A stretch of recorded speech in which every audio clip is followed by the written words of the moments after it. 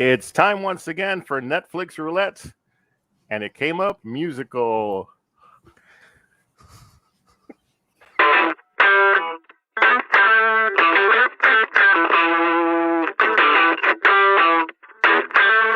Film is a medium that transports. All I have to do is pop myself in front of the TV to watch a movie, and I can just enjoy it, whatever place the film takes me to. Movies have always been an escape. It gives you a whole new world to be in. I have a rekindled love affair with movies.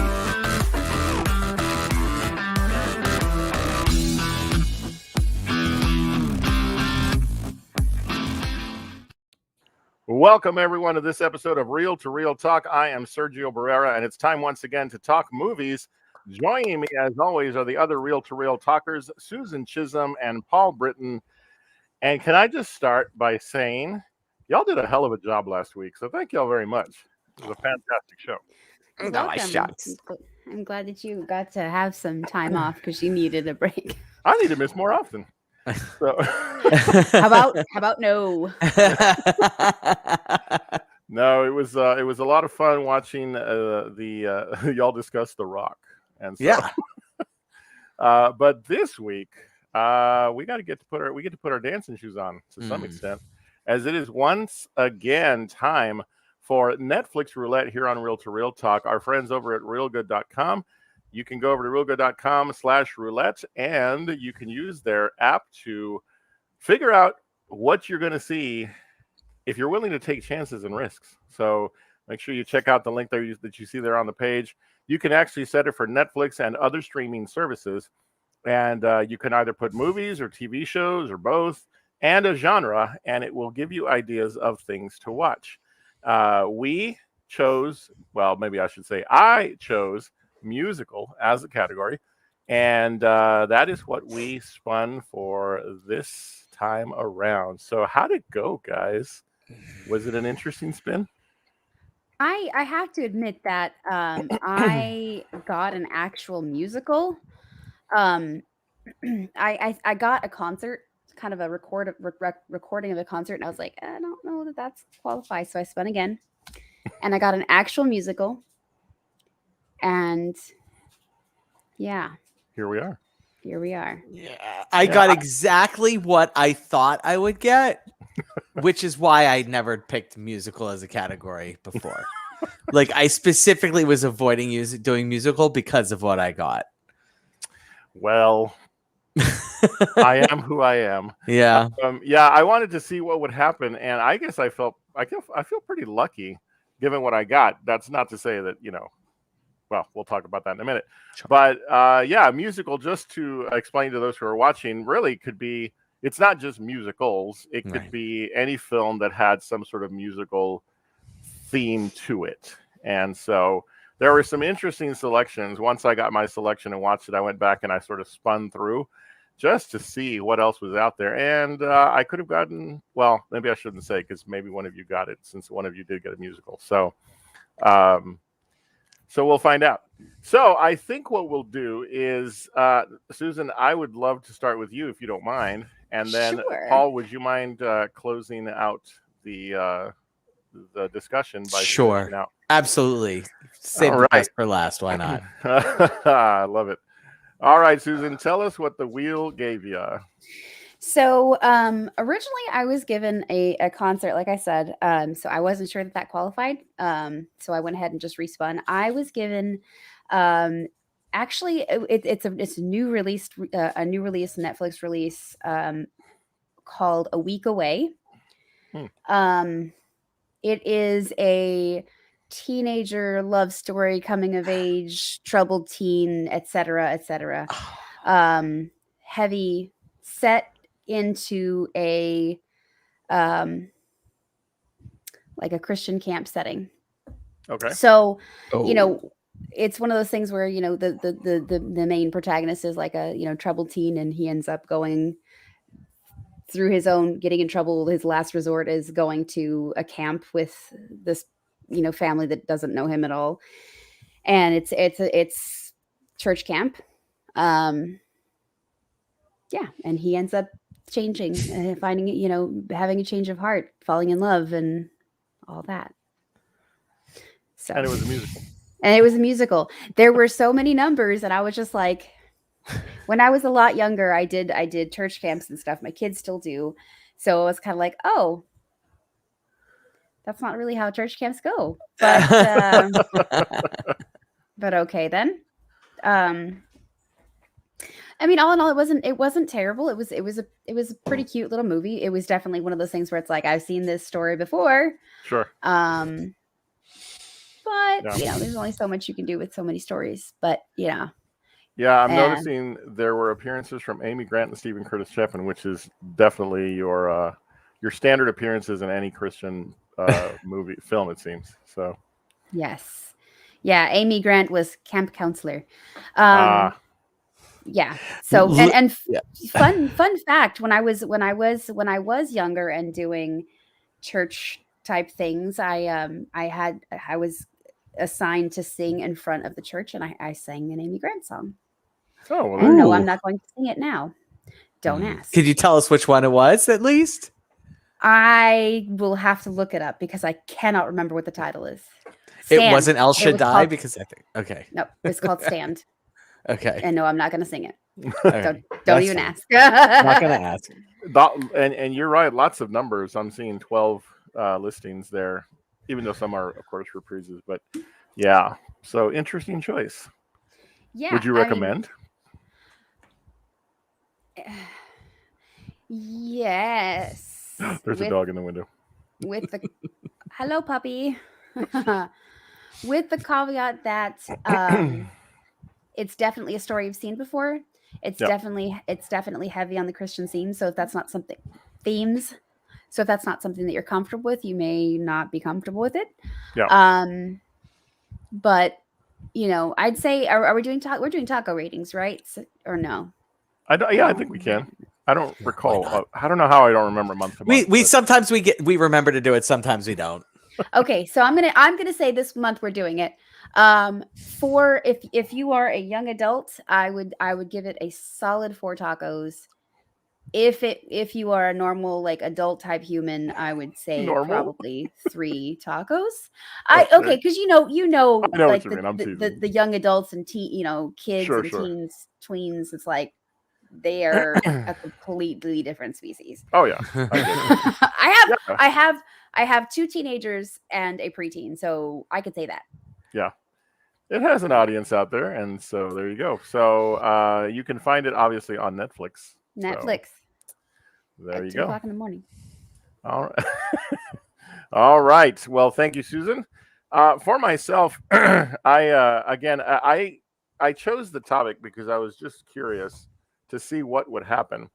And I did spin with trepidation, I'm not going to lie, because I have since my spin and watching my film, I have gone back to spin just to see.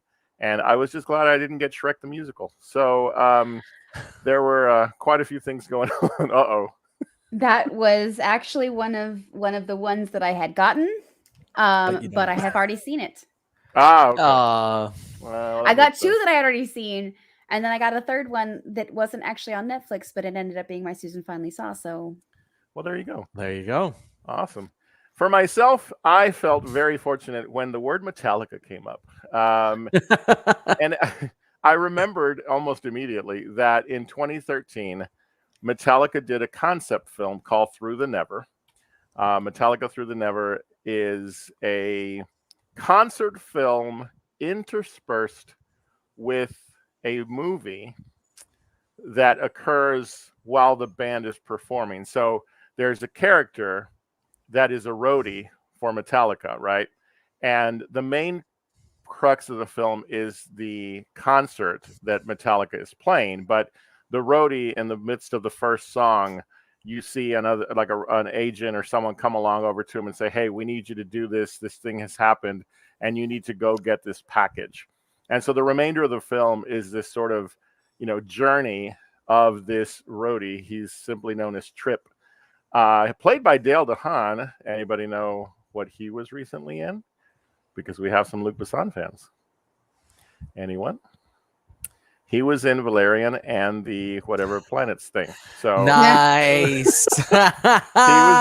he's the actor that was the main character in that Luc Besson Oh film. God. Okay. And but this was, I don't know if this was an early assignment or what, but he doesn't have a lot of dialogue. It's really just his journey through the city, and as the band is playing some of their greatest hits, his journey through the city is chronicled, and it goes from he is in an accident and then he comes to, and it's basically a post-apocalyptic scene of rioting and all of these other things that he has to go through in an attempt to acquire this package that he was told to follow up.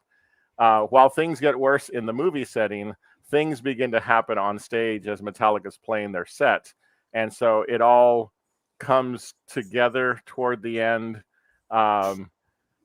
Not very successfully. The music, if you're a fan of Metallica, as I am, is fantastic. It's a wonderfully filmed concert set. You're literally on stage with Metallica. It's not being filmed from like an audience perspective. You're literally, and one of the things that bugged me about the movie is there was absolutely no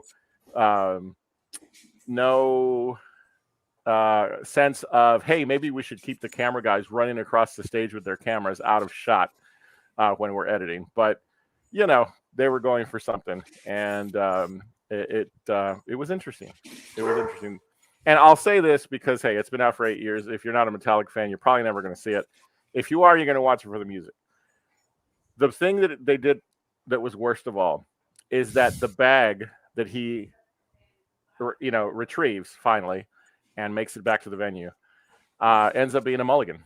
You never know what the bag was about. And I can take it in Pulp Fiction, but I can't take it in a Metallica movie. So yeah. That's annoying as hell. From a musical standpoint, if you're a Metallica fan, it's a solid 4 tacos. If you're looking at it from a film aspect, you're probably going to land on a solid 3. But if you've never checked it out, it was an interesting attempt by the band. They funded this film completely, and they took a beating. It made less than $4 million at theaters. So, Oofa. yeah. Ouch. So, but hey, it's out there. There you go. On you Netflix. Go. On Netflix. Netflix, baby. Absolutely. Metallica through the never. All right, Paul. What did the wheel give you? So the reason why I never did the musicals one is because I just knew I was going to end up with a Bollywood movie, and not just like a Bollywood movie, but like something like, I don't know, 1982's classic Bollywood film Disco Dancer, which is what I ended up getting. So love it.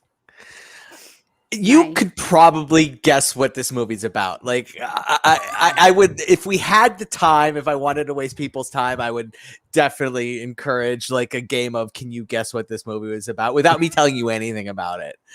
But just to save the time, it's about a poor child whose mother is accused of stealing a guitar for him, and ends up in jail for a very brief time. But then upon return to the slum where they live, they are made fun of for being thieves. And so they have to leave their Mumbai home. And then while he's away, he learns to sing and dance. And then, as disco makes its rise, he becomes a very famous, the most famous and important disco dancer in all of India. And people, pay to see him disco dance, I guess. And, all the things that come with being a famous disco dancer and putting on disco dancing shows. And he becomes rich and famous. And then he gets back at the person who accused his mother of stealing a guitar. But not just gets back at him, but like marries his daughter in spite of his objections. His son was, before he came around, his son was the most famous disco dancer in all of India, but it gets supplanted by our protagonist, and all is great in the world. So you know what the movie's about. I just want to read my notes. So I did have a note at the beginning because the very first the very first disco song that they did, it was an India version, like a Hindi version of Video Killed the Radio Star, although none of the words were the same, but they just basically stole the Video Killed the Radio Star tune and just put like completely different and unrelated lyrics to it. And so like I was really excited because I was like, oh great, they're just going to steal like awesome, disco songs from the late 70s, early 80s and make them horrible. And I was kind of excited about that, but then they didn't ever do it again. So I was disappointed by that. The choreography for this movie appears to have been done by somebody like started playing a random record and they had like a 5 or 6 year old child in the room and they videotaped the child dancing to just this random record that they started. And then they went to the choreographer and said, here, do choreography that looks like this. And that was what we got for choreography. So just a lot of like this and this and this and a lot of like this and this and like just like what's going on. Like none of it was disco dancing, but that's all right. There was a lot of like where the camera would just be completely out of focus. And why did nobody know how to work the focus on the camera? I was very confused by that. All right. So when he would put on his performances, obviously, like I mentioned, he was famous. He would draw a crowd. Every single crowd shot was a blatantly obvious stock footage photo of like stock footage of crowds. And I kind of felt like that was unnecessary. I don't know. Like maybe you don't need to show the crowd. I don't think. Yeah. Like crowds at a disco dance. Okay, that's fine. The weirdest thing about it were the cuts, and like it was jarring. It would be like there would be something dramatic going on. He would be confronting his old nemesis or trying to convince his nemesis's daughter that he should be with her, that she should be with him, and like there would be dramatic music playing. It was very dramatic music, and then like they would cut like right in the middle of the music playing and then just cut to some other thing going on where there's no music playing whatsoever. And it was really like they needed somebody to help with the editing. And the best part of the movie was by far at the end, India hosted the International Disco Dancing Championship. Oh, yeah. And like, it was just, just imagine that. Like, so the other countries that they showed competing were France and Africa. So, there you go. You got to see France and then Africa and then India come out. And there's a horrible thing that happens to this kid's mother and causes him to not want to disco dance ever again. But he does pull through everybody. So it's all right. Gotcha. 1 star, just to be nice. You mean one taco? 1 taco. Sorry, yeah, 1 taco. Sergio, did you give tacos on your movie? He did. I did. He did. Okay, 4 for Metallica fans, 3 for. Yeah, that's right. I love that we're giving these like stipulations. All right, I'll give a stipulation. 1 taco if I'm trying to be nice. 0 tacos if I'm being honest. There you go. And there you go. Yeah. Just a bad. Just not. Don't. Well, that is the charm of the roulette wheel charming. at realgood.com. We never know what we're going to get, and sometimes we get lucky. Yeah, I got 1982 Bollywood. There you go. Hey, but you never would have watched it otherwise. I definitely would not have. be able to talk about it if it hadn't been for this. So not thankful for the experience, but that's all right. Well, we are thankful to our friends at realgood.com. Make sure you head over to realgood.com/roulette and set your categories, set your streaming services, and let them tell you what to watch. All right. Well, we'll do this again in 1 month's time. But right now, we'd like to remind you that you can follow us on social media to figure out what the heck is going on. Make sure you follow us on Facebook at Real to Real Talk. The page, you can watch the show there week to week. You can see what is upcoming, what we've done in the past. You can do the same at Instagram. You can go to our page there at Real to Real Talk and see all of our show posters from past episodes on Instagram. There it is. And finally, if you are on YouTube, thank you so much for joining us there. Make sure you click that subscribe button so that you can also click on the notification bell and know when episodes are landing. Of course, we are here week to week, most weeks at 8 Eastern, 7 Central. We will be on at a special time in a couple of weeks.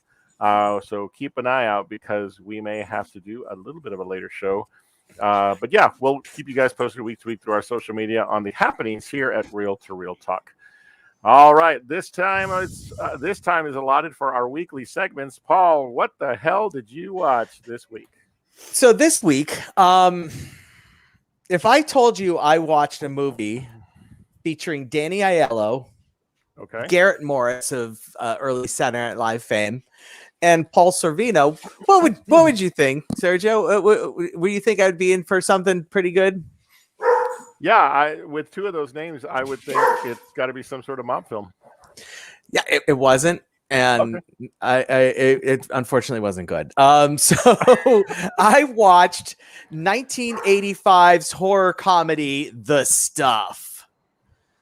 So this is from 1985, and basically, so the opening scene sets the tone for this movie. So there are guys that are like at like a mining site somewhere in the, winter, so outback type of thing, like in a frozen tundra. And they see bubbling out of the ground in the middle of all the snow, like white stuff bubbling out of the ground. Right. White stuff bubbling out of the ground.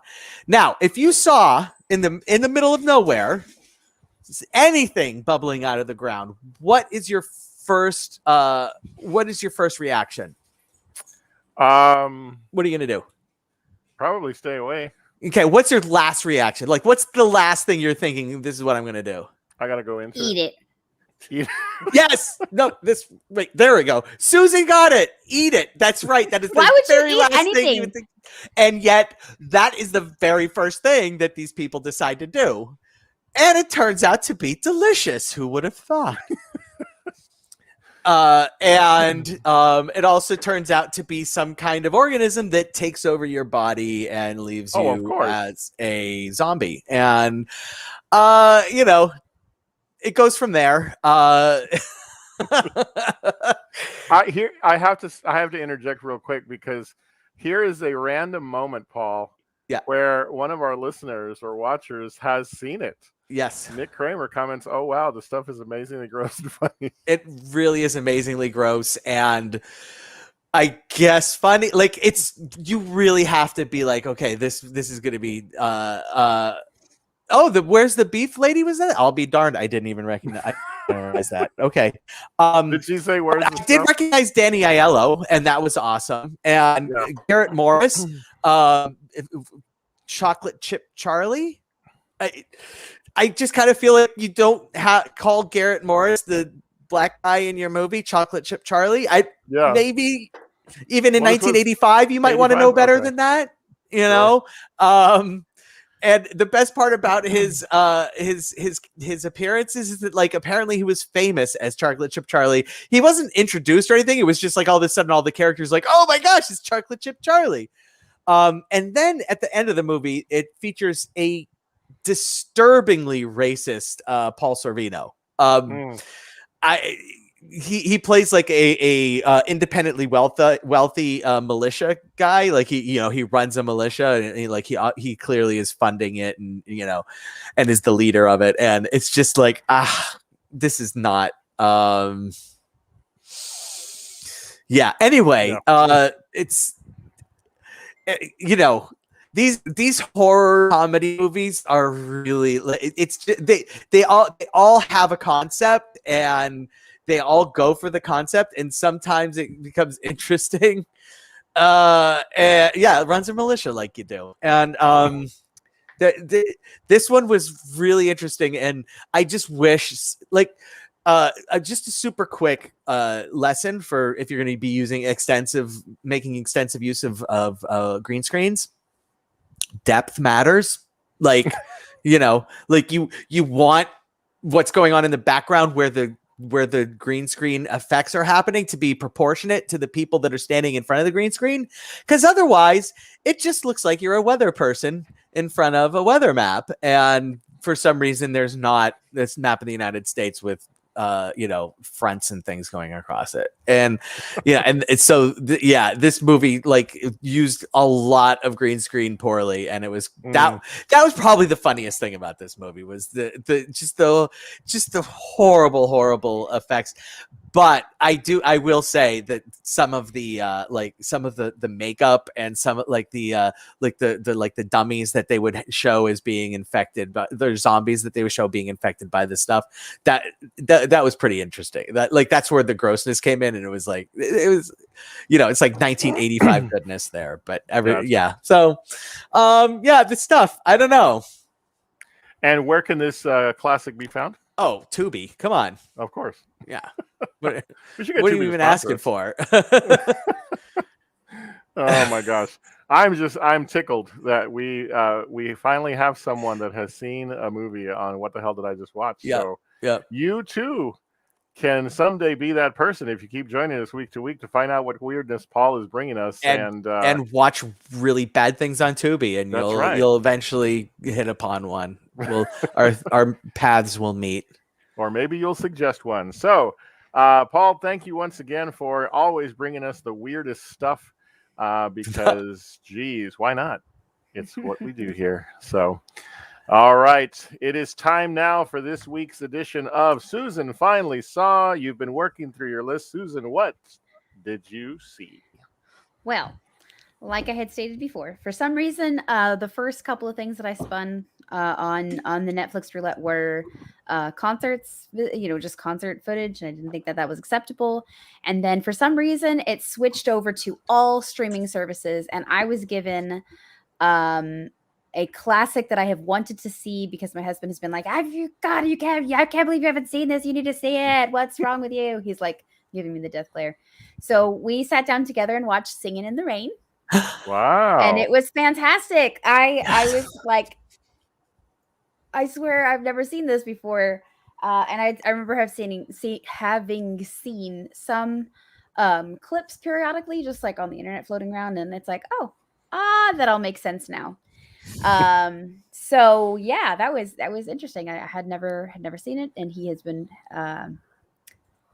gently hounding me to watch it with him. And so we sat down the other night and snuggled and watched it, and it was fantastic. It was a good old time. Nice. I must shamefacedly admit I've not seen it, so I guess I need to. It is a good one. It's a classic, I know. It's a classic. It is. You have to go into it thinking about it's a classic. It's a classic musical. Oh, sure. You can't be like expecting this grandiose. Right. No, I get that completely. That was John Travolta, right? I'm kidding. But yeah, so that's a great title to add. I need to add that to my list. So there's one you'll have on Letterboxd, Susan, that I do not have. So I need to. There's a couple on that. Yeah, I'm sure there are. Yes, there are. All right. Well, Susan, thank you so much for sharing the journey you're on with us here week to week. If you guys out there have an idea of a movie that perhaps Susan may not have seen, make sure you check out our social media and let us know by dropping us a line or maybe even a comment here while you're watching. So, all right. This week's Real-Time Rewind is what I'm going to talk about.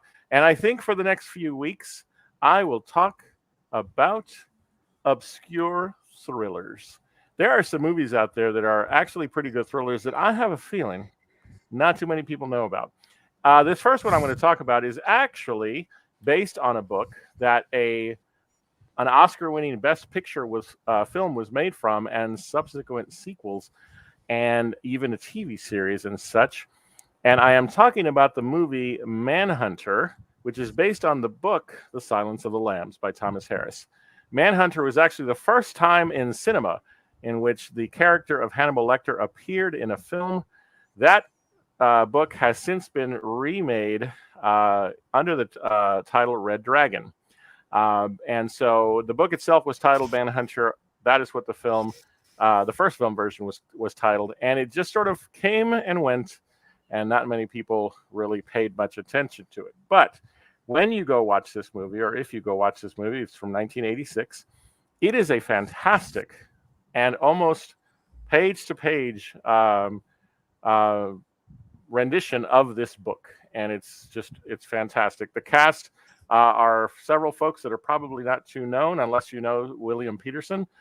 Brian Cox plays Hannibal Lecter. He would go on to play quite a few other famous and infamous characters. And Tom Noonan, who appeared as one of the villains in The Last Action Hero. He played the sort of deformed, scary villain, was one of the main characters, Francis Dollarhide, in this film. And so if you ever get a chance, check out Manhunter and see a version of Hannibal Lecter you probably have not seen. I got to throw in. Directed by Michael Mann. Yes, thank you. Come on. Absolutely. Absolutely. Yeah. I didn't know that was going to pull people in. I'm going to throw something in too. So my daughter is now age 13. At the time was probably age 11, maybe 10. We went to the bookstore and she picked out a book that she wanted to read, and she only wanted it because it had a dragon on the cover. She picked out Red Dragon. And there you go. And we never saw her again. No, she did not. We put that on the very highest shelf on the bookshelf. Yeah. I was like, let's not do this today. That's funny. All right. Well, you can find out week to week what kind of fun things we've been watching in our segments portion of the show. Don't forget, you can find out all that we're going to talk about by following us on our social media. You can follow us on Facebook on our Facebook page, Real to Real Talk. Also, you can join us on Instagram and see all of our show posters at Real to Real Talk. And of course, on YouTube. We thank you for joining us. We thank you for watching us. And we're going to thank you for liking the episodes. So click that like button, follow that subscribe button, click that notification bell, all the good stuff, because we will continue to do this till the wheels fall off. So thank you so much for following us on our social media. All right, we arrive at that time of the show where we do some real quick reviews. And we have quite a few this week, as we will be looking at 4 different films. And Paul, what a collection of films we have. Yeah. I'm not even sure where to start, except to say that maybe we should get Aftermath out of the way. Okay, that's fair. That's fair. I was like, what the hell did I just watch? So yeah. Not in good ways, and not in ways that I would present in my segment. No. It's like a not very good Lifetime movie. Oh like, my goodness! It's a cable movie that Netflix decided to put out, and it's like, wow. When the poster is more compelling than the film, yeah. F- on your efforts on this one, Netflix. Indeed, this was a misstep. Yeah, I felt deceived. It is literally a bad cable movie. That's what it is. It is just flat out a bad cable movie. If you like those kind of like cable movies and just like junk cinema, hey, why? This is. I'm not. I judge enough people in my life. I'm not going to judge you too harshly. That's your thing. It's not my thing. I did not enjoy this. Yeah, I don't think Lifetime would have put this out there. Here's the thing that was most funny to me. I stepped out from my movie watching cave to about halfway through the film to fill my little tea glass. And my wife asked me, so how's it going? And I'm like, it feels sort of like those old like late night Cinemax movies, but with no sex. And so it didn't and they had one sex scene and it was like everything was covered up. I'm like, are you kidding me?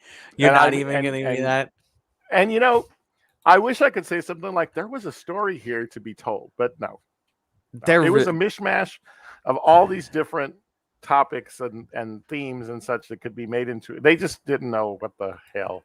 And then They it was didn't know what to over, do. Yeah, no, that's a good and I was point. like, They didn't know if they were making a horror movie or a thriller or a breakup movie. It was Yeah. just all nothing. It was no all nothing. tacos for me for Aftermath. All right, we're gonna go no taco. Okay, No I'm taco. on board. I'm on board. I was gonna give it 1, but I'll go no. It really No. deserved none. I'm gonna eat that taco. So Yeah. all right. Paul, I'll let you choose. Where are we heading next? Val's going last, so we have a 50-50 choice. Why don't we go to Vivo? Okay. Okay. So how many of us watched it? Okay. Okay. Cool. Excellent. Yeah. All right. Y'all know me. I've Y'all know watched me in animated films. Yeah. of Y'all the know me in three. animated musicals. I loved this movie. Yes. Yeah, That makes me so happy to hear. I loved it. I think Lin-Manuel Miranda just kicked it. I mean, it was amazing. He He did keeps hitting home runs. the most amazing job. I was so happy. Yeah. I was like, honestly, I was looking at it going, okay, this is exactly the same as Coco, right? And That was my fear. that was exactly what I was afraid of when I like started it, and I was like, okay, but it was so much awesome, so much awesomeness. Well, I'm not gonna say it was so much better because Coco's got a special place in my heart. Yeah. But No, I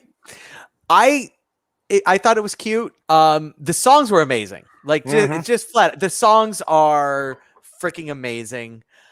The story is, I really wanted to like this movie a lot, and I didn't, and that's okay. Like this, I hated the animation. I'm just gonna say I hated the animation. I hate all movies that have this kind of animation where it's just the computer, the chintzy computer animation that I hated it. There were sort of like almost dream sequences where they went back to 2D animation. If the whole movie had been that 2D animation, I would have liked it so much more. Okay. But every time they went into it, I was like, oh, this is really cool. And then they went away, no, I want more of that. And also living in South Florida, and like they had to get somebody to actually go and look at what the Everglades actually looks like before trying to animate the Everglades, because what they did was not the fucking Everglades at all. Like at all. And I'm sorry, that matters. Like that matters. And like another example of the poor animation. So while in the Everglades, there was this python, and the hyper eco-conscious girls didn't bother to mention that pythons aren't supposed to be in the Everglades, even though they are, because people release them in there. So it would have been nice to have gotten out hey, don't have a fucking python and a pet and then release it in the wild. Another story. But there was a python, and like sometimes the python was large enough to go around a tree 57 times, and sometimes the python was barely longer than a branch. And you can't do that. Like there's gotta be like it's just such sloppy, lazy animation. So yeah, sorry. Alrighty. So let's start with you, Paul, on the taco ratings for Vivo. 2 for the songs. Two for the songs. 2 for the songs, because the songs are amazing. The song that they use over the end credits, that was the little girl song. I don't remember the title of it. That song was awesome. I had that in my head and I was happy for like the whole day. Gotcha. Yeah. I'll start by I'll just quickly say that when the movie started, I did have a slight moment of like, it's just more of the stuff that Lin-Manuel Miranda does every single movie or production that he does. But then I was like, but I'm okay with this. Yeah. And so yeah, I enjoyed it. For me, I don't really, and I don't know, Paul, if maybe it's because you compare animation from one style to another in terms of studios and such. But for myself, I don't know enough about animation and style of, and so I enjoyed it. I thought it was very cute, very colorful. I think it's definitely a great appeal to kids. And so for me, it was the kind of animated film that had my toes tapping, and as a result, I'm going to give it 4 tacos for the overall experience. And LMM just continues to hit it out of the park. I just love what he's doing. So he's become very much the I don't even know what to he's a craftsman when it comes to musicals and just storytelling of our generation. So Susan, what about you? I'm gonna go with Four Tacos also because I liked the songs. I liked what he did. I was pleasantly surprised that it wasn't a dupe of Coco. So, yay! This one made me cry. I will say that. Oh. I'm kidding. No, it didn't. Oh, I was gonna say, how is that Paul possible? was like, where? Yeah. you had me for a second. I was like, I was confused but pleasantly like. This was not a rehash of Coco, but it was definitely a rehash of Rio. So a little bit. Oh, I didn't think about that. Yeah. That's because I haven't seen it, so I don't know. I haven't seen Rio either. Yeah. So there was one other thing. Oh, is it a kinkajou? Yeah, that's the other thing. They're not in Cuba. They talked about that. So did they talk about that in the movie? Yeah, they sure did. Absolutely. I missed it. So yeah. Okay. It was very cute kinkajou. All right. So next we will go to a movie called The Suicide Squad. And oh boy, did I think I had my review ready in the first 20 minutes. So, but I didn't. So let's see. Where should we begin with this one? Susan, why don't you get us started? I texted you. I texted you 5 to 10 minutes into this movie. That's why I stopped responding. I fucking hate this movie. It wouldn't have brought you in either. 16 minutes in. 16 minutes. Yeah, that was what it was. 16 minutes in, and I fucking hate this movie. Yeah, it was ridiculous, and not in a good way. There were moments when I was like sitting there watching our dear friend John Cena, and like the way that he friend of the show John Cena, that he delivered these lines, and he was like purposefully like he wasn't okay. Paul, don't just for a second. We know that he's not the best actor in the world, but he was also he was acting at being a bad actor, because you could tell, because it was over the top bad. And it was the dead eye, like staring at the camera, delivering lines, or like he was playing at being bad. And that was funny as hell. I was like, that was the first moment that I laughed out loud, was something that somebody said something to his character, him, and he was like mouthed off back to them, but it was like talking to a young child, being too literal. And I was like, okay, all right, fine. I'm not going to say that he saved the movie. No. I'm not going to say that anything saved the movie. Well, not even our dear friend Peter Capaldi either. And I love me some Peter Capaldi. I will say that there was some acting that was great, and then there was a lot of acting that was not great. So I am giving Suicide Squad 1 taco. Wow. I didn't like it at all. All right. There was too ridiculous, and there was too much bleh. Okay. I'm just going to remind you that you gave F9 4 tacos. And but there was also not exploding people and shit and like stupid crap where she goes onto a rampage and it's flowers everywhere. It's so cool. Bullshit. Not a fan. Paul, I hate that. What about you?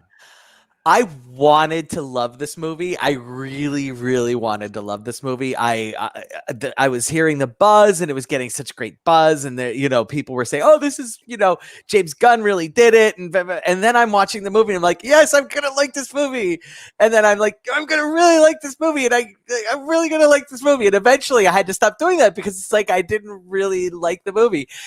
It was okay. It was okay. Look, James Gunn made the first 2 Guardians, the Guardians of the Galaxy movies. Guardians of the Galaxy is my all-time favorite comic book movie. Like it's it's Guardians of the Galaxy, and then like Avengers Endgame is slightly below it.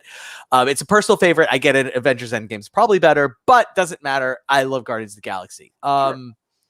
It's just perfect. This is not that. This just falls way short.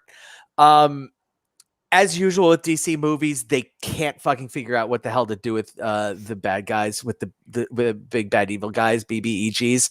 They just don't know what to do.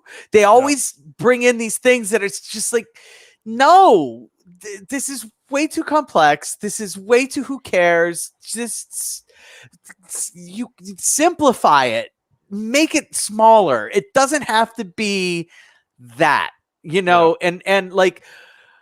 Oh, it's so frustrating. There were aspects of it I did really like. I did like the Harley Quinn scene where she had the bunny rabbits and the flowers and stuff. You can shit on me all you want. You liked the movie where they flipped a big fucking tank with a car. All right. So we won't be critical of each other's your ratings. opinion, man. Okay. So I didn't say a word. All right. So you gave me the stink guy though. I was just making a face. Okay. Like John Cena was semi endearing in this movie for like 2 seconds when he was playing over the top bad actor guy. But I don't just it was too much. I didn't know. 2 tacos. That's two right. tacos. Ridiculous. All right. Yeah, We have one taco and we have 2 tacos. Yeah. All right. Well, And here Sergio I continue. come with my, chance to get shit on by both of you. So I love this movie, and let me tell you why I'm surprised. 20 minutes in, I was like, "This is garbage. This is such hot garbage."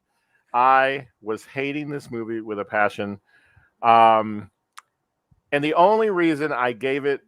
I'm going to give it the rating I'm going to give it, which will shock all of you, is because it progressively got better and it didn't stop getting better in my eyes. Meaning that you went from this chaotic first act, not even the first portion of the first act, and if you stuck through what was really a shitty setup, you were rewarded with, okay, all right, I see where we're headed.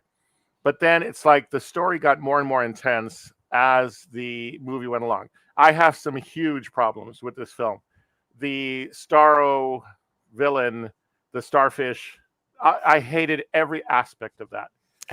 But it could have been any creature. And again, I don't know comic books, so I can't speak to what the source material was that gave us this. Peter Capaldi's character annoyed me. He's a fantastic actor, don't get me wrong. So there were things that were very jarring as I went throughout. But the thing that I appreciated the most about this film is that once it got serious about who was who are we fighting, it did some cool things with complex characters. I absolutely love John Cena in this film. And I absolutely loved the way in which Idris Elba was utilized throughout this entire film and the other supporting characters.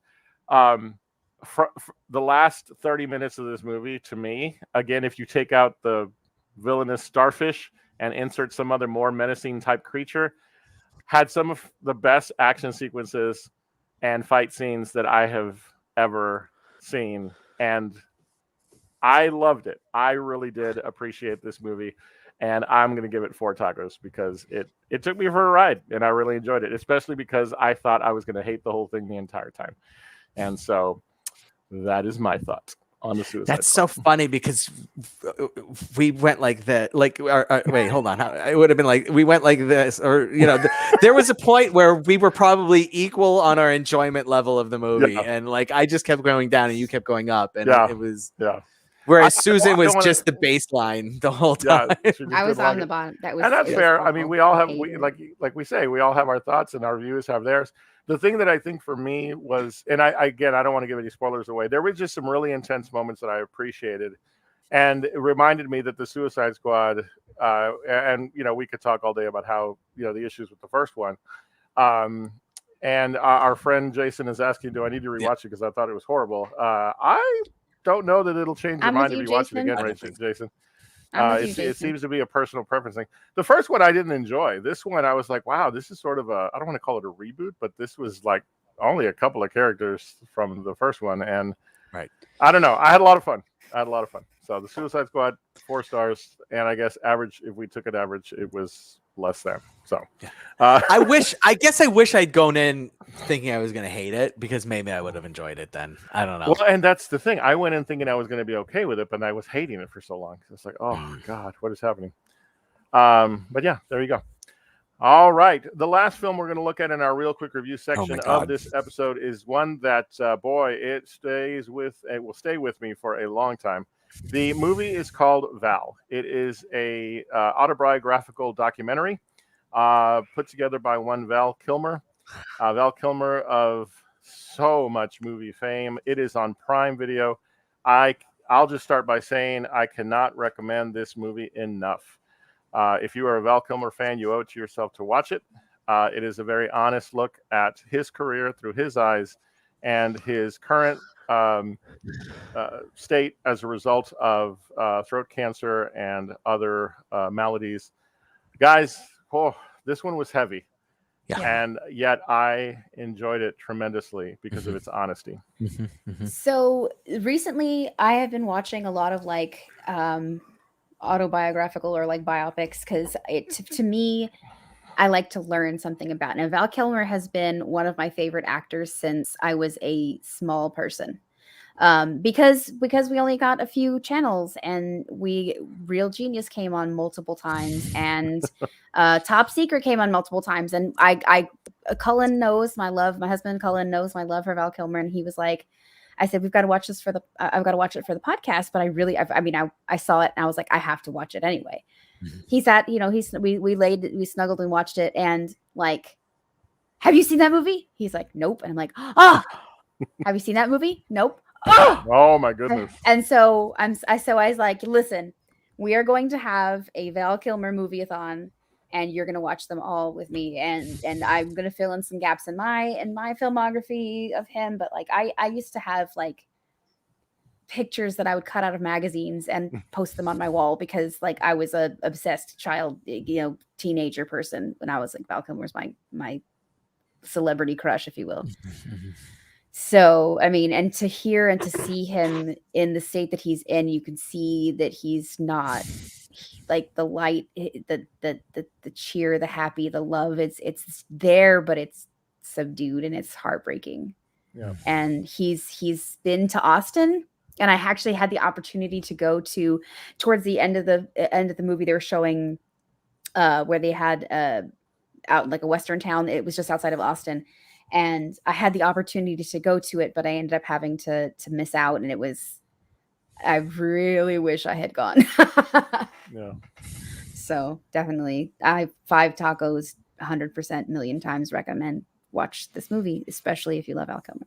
But even if you don't, even if you just know him, like from something that you saw. Yeah. I mean, if this movie gets more people to watch Top Secret, then everybody needs to watch this movie so that they then go and watch Top Secret. I was bummed out because when they were showing the scenes from Top Secret, they were giving away too many gags. gags. I was like, stop it! Yeah. I mean, it's not like it's from 1985 or anything. Right? No, that's true.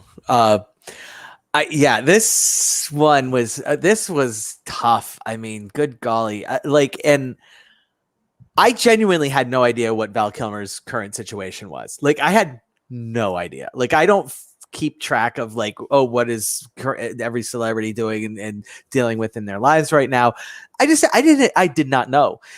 Went into the movie not knowing. Okay. I heard the voiceover in the beginning. It's like, oh, it's Val Kilmer. And then that was it's uncanny not Kilmer because he doesn't have a voice anymore. That's his son, and his voice inflection is exactly like his dad's. Yeah. It was uncanny. I was like, was spooky as fuck. And so I mean, like that moment it was a reveal for me because I didn't know. And it was, oh my God. And that we are now deprived of the Mark Twain movie that he was going to make. Right. I am angry. I am just flat out angry. That would have been amazing. There hasn't been a good Mark Twain movie that I'm aware of yet. If someone's aware of one, please let me know. I would love a really good Mark Twain movie because quite frankly, he is one of the most interesting characters in American history, and there needs to be a really good Mark Twain movie. Yeah. You know, and Val Kilmer seems like was ready to give us that. But the parts that I loved was the footage from on the sets and just like getting to see the footage. And I mean, just somebody who just loved acting and you know, wasn't, you know, didn't necessarily love movies, didn't necessarily love, you know, fame, but loved acting and being a character, and that's what he wanted to do. And it's just like, yes, that's, you know, that's a worthy thing, and it's a refreshing thing, and that's why I love Val Kilmer, obviously, you know, because I do. And to see him out there doing it, and like when we, you know, we learn stuff about his childhood that is just gut wrenching and horrible, and it's this movie is what documentaries are supposed to be, and I know that I gave last week the Playing with Sharks 5 tacos with guac. But this movie's 5 tacos with guac is like, so like, not to besmirch swimming or Playing with Sharks, because I really did genuinely love Swimming with Sharks. But this is 5 tacos with guac. This is just perfection. It's phenomenal. It's there. If you watch this and you don't walk away with an appreciation of something bigger, I just don't know what to do for you. I would be afraid of anyone who would watch this and not enjoy it. And I do think that The Doors, as well as Jason, is vastly underrated. It gets way too much crapped on to it. Yeah. I mean, I'm good. I want to add guac to my rating. I forgot. Okay, sure. I had to turn back and go get it. Okay, so 5 tacos with guac was my rating originally. I brought extra guac. Here, have some of mine. I'll start by saying that the 5 tacos plus guac is totally my rating as well for this film. As a fan of his work, you know, the field for the Academy Award in documentaries is going to be heavy this year. I mean, there's just so much great stuff coming out. And the moment that you mentioned, Paul, of the reveal that it was his son narrating the film was just a sledgehammer to my heart. Yeah. And because I was aware of his condition, but I had never been in a position where I was able to hear him speak now the way that he has to. And yeah, more than anything, and I won't repeat anything that's already been said, but it's just the honest way in which Val Kilmer puts this film together, this concept, and he does it with his son. There's so much sweetness within you know, when he's talking about Batman and he and his son are dressed as Batman and Robin, and there's enough sweetness to help you through the tough, heart-wrenching stuff, and it's just so well balanced that I can't say enough about this movie. It's wonderful. I think absolutely wonderful. that like you pointed that out, that was one of my most favorite parts of the movie, was showing how he interacted with his family and his kids and his parents and his gosh, yeah. With his daughter. When he said, I miss my mama, and I just started crying. I was like, I miss your mama too. I love the sequence where he told his daughter he was going to go pick her up. And and then she lives right next door. So much cool stuff. So yeah, make sure you catch it on Prime Video. The film is called Val. If you are a Val Kilmer fan, and even if you're not, it is a beautiful documentary, and we highly, highly suggest 5 tacos plus guac across the board here from Real to Real Talk.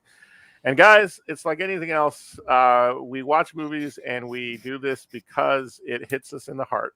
Yeah. And regardless of how we feel or the differences we may have at the end of the day, we do this for all of you who are watching out there. And so, Paul, Susan, thank you as always for bringing your thoughts. And thank you, fans, for watching. We appreciate that you stop by and watch the show and support us. And we encourage you to join us next week, where you can find out what the heck we watched between now and then. So with that in mind, we say thank you once again. Have a wonderful week. And remember, you're awesome, you're amazing, and the world's a better place because you are in it. We will see you next time on Real to